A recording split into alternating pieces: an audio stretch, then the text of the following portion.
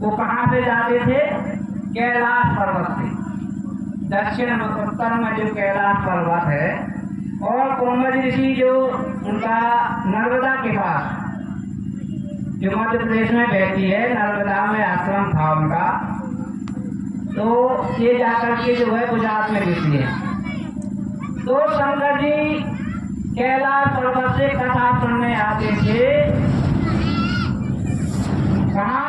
मध्य प्रदेश, जहाँ पर कोमल ऋषि का आश्रम था, वहाँ कथा सुनने आते। तो मैं कहता हूँ कि वो उनका वो बैल भी रखते थे, लेकिन बैल का बेचारा थक जाता होगा, काम तो इतना कर नहीं सकता होगा। तो कहने का मतलब कथा बताती है कि वो प्रतिदिन आते थे कथा सुनने के लिए, भगवान शंकर भी और साथ में माता पार्वती भी जो है कथा सुनने आती है।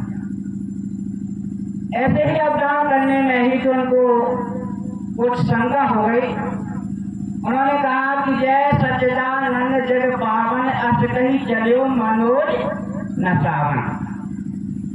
तो माता पार्वती को शंका हुई कि देखो ये किनको प्रणाम कर रहे हैं?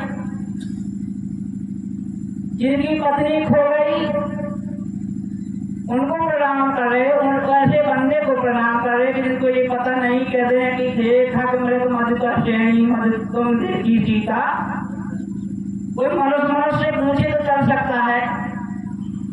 ऐसे बंदे को प्रणाम कर रहे हैं कि जो पक्षियों से और पशुओं से, लताओं मताओं से भी पूछ रहे हैं कि तुमने सीता जी को देखा? तो उन्होंने कहा कि आप जाइए, मैं थोड़ा रुक कर आती हूँ। तो शंकर जी ने कहा कि अब इनके मन में कुछ चल रहा है।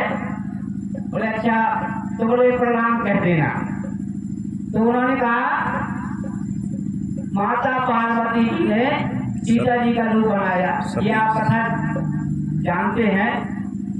लेकिन कहने का भाव ये है कि भगवान शंकर भी संतों के पास जाते, कहते हैं कि गुरु वशिष्ठ सुने राम यद्यपि सब जाने, राम कथा सुने राम यद्यपि सब जाने।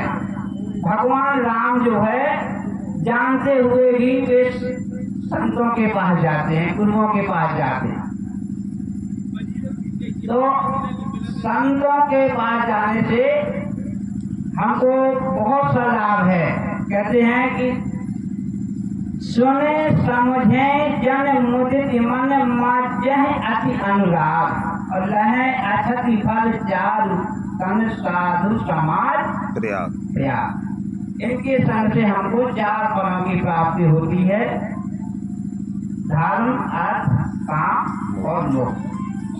इसलिए हमको संतों की वाणी को सुनना चाहिए। समय का अभाव है। अभी हमारे महाराज जी शेष बोलने को है और हमारे अभी संत महात्मा जो रह गए हैं तो उनकी वाणी का आप श्रवण करेंगे।